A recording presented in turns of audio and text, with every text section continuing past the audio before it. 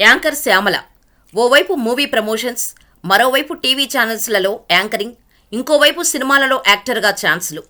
ఇది చాలవన్నట్టు రియాలిటీ షోలో ఆఫర్లు, సెలబ్రిటీ లైఫ్. కానీ ఇవన్నీ శ్యామలకు నచ్చలేదు. రాజకీయాల్లోకి ఎంట్రీ ఇచ్చింది. వస్తూనే ప్రతిపక్షాలపై తనదైన శైలిలో విరుచుకుపడింది. సినిమాలలో కౌంటర్ ఇచ్చినట్టు కాదు కదా, ప్రతిపక్షాలు ఊరుకోవు కదా, రివర్స్ కౌంటర్స్ ఇచ్చాయి. శ్యామల న్యూడ్ పిక్స్ అంటూ అమెరికాలో సెక్స్ రాకెట్లో ఈమె ఉందంటూ వార్తలు వచ్చాయి. మరి శ్యామల లైఫ్లో ఉన్న చీకటి నిజాలేంటి? లైఫ్లో తనకున్న రిగ్రెట్స్ గురించి చెబుతూ ఎందుకు ఎమోషనల్ అయింది? Watch the story. కాకినాడలో ఓ బ్రాహ్మణ కుటుంబంలో 1989 నవంబర్ 5న పుట్టింది శ్యామల. తల్లి సుజాత, తండ్రి రామకృష్ణ. ఎన్నో పూజలు, వ్రతాలు చేసిన తర్వాతే శ్యామల పుట్టిందని చెబుతుంటారు వారి బంధువులు. ఎందుకంటే సుజాత, రామకృష్ణలకు పెళ్లైన 23 ఏళ్ల తర్వాత పుట్టింది. దీంతో అల్లారుముద్దుగానే పెంచారు. కానీ దురదృష్టం వెంటాడి శ్యామల పుట్టిన ఏడాదికే తండ్రి చనిపోయారు.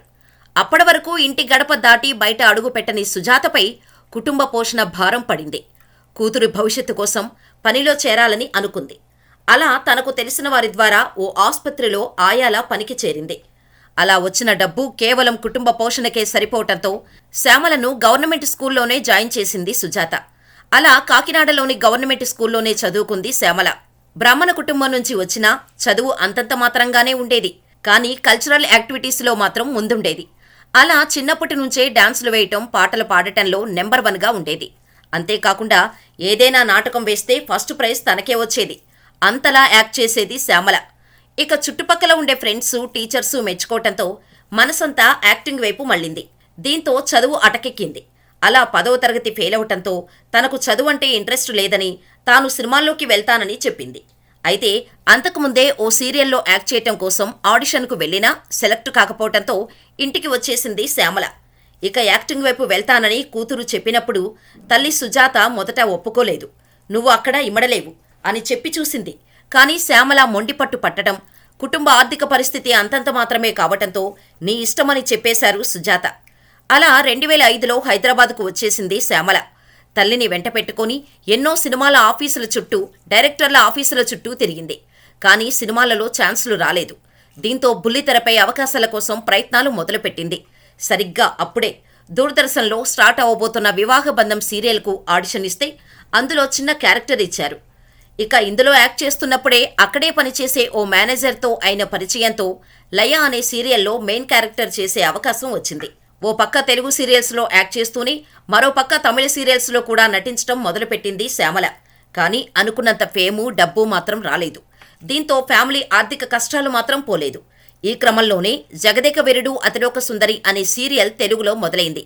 అక్కడే తన తోటి యాక్టర్ నరసింహారెడ్డి పరిచయమయ్యాడు. అప్పటికీ తన వయసు కేవలం 17 ఏళ్లు మాత్రమే. ఇక వీరి పరిచయం కాస్త ప్రేమగా మారింది. ఇక ఇంట్లో చెప్పి పెళ్లి చేసుకుందామని అనుకున్నారు. నరసింహ ఇంట్లో వారు ఓకే చెప్పినా శ్యామల తల్లి వీరి పెళ్లికి ఒప్పుకోలేదు. ఇద్దరి కులాలు వేరు. వారు రెడ్డీసు, మనం బ్రాహ్మిన్స్. ఎట్టి పరిస్థితుల్లోనూ ఈ పెళ్లి జరగదని ఖరాఖండిగా చెప్పేసింది శ్యామల తల్లి సుజాత. కానీ శ్యామల వినకుండా అబ్బాయి చాలా మంచోడు, ఒక్కసారి మాట్లాడితే నీ ఒపీనియన్ మారుతుందని నచ్చచెప్పటంతో ఇంటికి రమ్మని చెప్పింది సుజాత. దీంతో నరసింహాని వాళ్ళ ఇంటికి రమ్మని చెప్పి డేటు, టైము ఫిక్స్ చేశారు. తీరా నరసింహ శ్యామల ఇంటికి వెళ్లేసరికి ఆమె బావలు, బాబాయిలు, మామయ్యలు అందరూ వరుస పెట్టి కూర్చున్నారు. ఒకరిని మించి మరొకరు క్వశ్చన్స్ అడగటం మొదలుపెట్టారు. చివరికి మీ పేరెంట్స్ని పిలువు, మాట్లాడదాం అని నరసింహతో చెప్పారు శ్యామల ఫ్యామిలీ. కానీ అప్పటికి నరసింహ అమ్మ అమెరికాలో ఉంది. ఇదే విషయాన్ని చెబితే శ్యామల ఫ్యామిలీ నమ్మలేదు. ఫోన్లో మాట్లాడిస్తా అని నరసింహ బతిమిలాడినా పెళ్లి జరగదు పో అని ముఖం మీదే చెప్పేశారు. ఇక నరసింహ బతిమలాడేసరికి 2 ఏళ్ల వరకు ఇద్దరూ కలిసే ఉంటే ఇద్దరికీ పెళ్లి చేస్తాం, అప్పటికి మీ పేరెంట్స్ వస్తారు కదా అని శ్యామల తల్లి, ఇతర బంధువులు అన్నారు. ఆ మాటలు నమ్మి నరసింహ ఓకే చెప్పాడు. కానీ ఆ మరుసటి రోజే శ్యామల షూటింగ్ నుంచి తనను తీసుకొని వెళ్లిపోవటానికి ఆమె ఫ్యామిలీ మెంబర్స్ వచ్చారు. కరెక్ట్గా అప్పుడు అభిషేకం సీరియల్ జరుగుతోంది. ఇక సెట్లోకి వెళ్లి డైరెక్టర్ని కన్విన్స్ చేసి శ్యామలను ఇంటికి తీసుకొని వెళ్లిపోవటానికి ప్లాన్ చేసుకున్నారు వారి ఫ్యామిలీ మెంబర్స్. ఎక్కడ నరసింహకు ఫోన్ చేసి చెప్పేస్తుందోనని తన దగ్గర ఉన్న ఫోన్ లాగేసుకున్నారు. దీంతో తనతో పాటు అక్కడే సీరియల్లో వర్క్ చేస్తున్న హరితేజ ఫోన్ తీసుకొని నరసింహకు ఫోన్ చేసి సిచ్యువేషన్ని చెప్పింది. దీంతో తనొస్తే ప్రాబ్లం మరింత పెద్దదవుతుందని ప్రొడక్షన్ మేనేజర్ వంశీని పంపించాడు నరసింహ. సెట్లో నుంచి శ్యామలను తీసుకొని వెళ్లటానికి వీల్లేదని అతను చెప్పటంతో శ్యామల బావ అతనితో గొడవ పడ్డాడు. మాటామాటా పెరిగి ఇద్దరూ కొట్టుకున్నారు. పెద్ద రచ్చ జరిగింది. ఈ గొడవంతా సెట్లోనే జరగటంతో నీ చావు నువ్వు చావు అంటూ శ్యామల దగ్గర తీసుకున్న ఫోన్ని విసిరికొట్టేసి శ్యామల తల్లి బావలు ఇంటికి వెళ్లిపోయారు. తీరా షూటింగ్ కంప్లీట్ చేసుకుని వెళ్లేసరికి ఇంట్లో తాను కొనుక్కున్న బట్టలు వస్తువులు తప్ప ఇంకేమీ లేవు. ఇక భయంతో నరసింహకు ఫోన్ చేస్తే తాను వచ్చి శ్యామలను వాళ్ళ అక్క వాళ్ళ ఇంట్లో పెట్టాడు. గొడవలు రాకుండా ఉండాలంటే పెళ్లి చేసుకోవాలని అనుకున్నా. శ్యామలకు 18 ఏళ్లు నిండలేదు. ఒకవేళ పెళ్లి చేసుకుంటే లీగల్గా ప్రాబ్లం అవుతుందని 18 ఏళ్లు నిండే వరకు వెయిట్ చేశారు. ఇక పెళ్లి డేట్ ఫిక్స్ అయ్యాక తల్లి దగ్గరకు వెళ్లినా ముఖం చూడలేదు. పుట్టింటి తరపున ఫ్యామిలీ ఎవరూ శ్యామల పెళ్లికి వెళ్లలేదు. పెళ్లి మరో గంటలో ఉందనగా తల్లికి ఎన్నిసార్లు ఫోన్ చేసినా లిఫ్ట్ చేయలేదు. దీంతో తల్లి లేకుండానే శ్యామల పెళ్లి చేసుకుంది. కానీ పెళ్లయ్యి బాబు పుట్టాక శ్యామల తల్లి సుజాతకు నమ్మకం కుదిరి వీరి ఫ్యామిలీతో కలిసిపోయింది. దాదాపు పెళ్లైన 2 ఏళ్ల తర్వాత తన తల్లి వచ్చిందని, తల్లి ఒప్పుకునే వరకు పెళ్లి చేసుకోకుండా ఉండాల్సిందని, అట్లీస్ట్ పెళ్లికి వచ్చి అక్షంతలు వేయాలని బతిమిలాడినా బాగున్ను, ఇదొక్కటే నా లైఫ్లో ఉన్న రీగ్రెట్ అంటూ శ్యామల ఓ ఇంటర్వ్యూలో చెప్పింది. ఇక పెళ్లి తర్వాత సినిమాలలో ట్రై చేయటం మొదలుపెట్టింది. ఈలోపే ఇద్దరూ విడాకులు తీసుకోబోతున్నారంటూ చాలా వార్తలు వచ్చినా అవేమీ పట్టించుకోలేదు శ్యామల. ఇక ఈ క్రమంలోనే లౌక్యం, ఎవడు, మిస్టర్, ఒక లైలా కోసం మూవీస్లో అక్క, వదిన, భార్యగా క్యారెక్టర్స్ చేసే అవకాశం వచ్చింది. అలా సినిమా డైరెక్టర్లతో పరిచయం కావటంతో ఆడియో ఫంక్షన్స్కి యాంకరింగ్ చేసే అవకాశాలు వచ్చాయి. అలా యాక్టర్గా, యాంకర్గానూ బిజీ అయింది. అయితే భర్త నరసింహతో మనస్పర్ధలు వచ్చిన టైంలో అతనికి సింధూరారెడ్డి అనే మహిళతో సాన్నిహిత్యం ఏర్పడింది. బాగా డబ్బున్న ఫ్యామిలీకి చెందిన సింధూరారెడ్డికి గండిపేటలో ఉన్న 4 ఎకరాల స్థలం ఉందని నరసింహారెడ్డికి చెప్పింది. అయితే షాపింగ్ కాంప్లెక్స్ పెడితే మంచిగా బిజినెస్ అవుతుందని నరసింహ సలహా ఇచ్చాడు. దీంతో అదేదో నువ్వే షాపింగ్ కాంప్లెక్స్ కట్టే బాధ్యతలు తీసుకో అని దాదాపు ₹1 కోటి వరకు డబ్బిచ్చింది.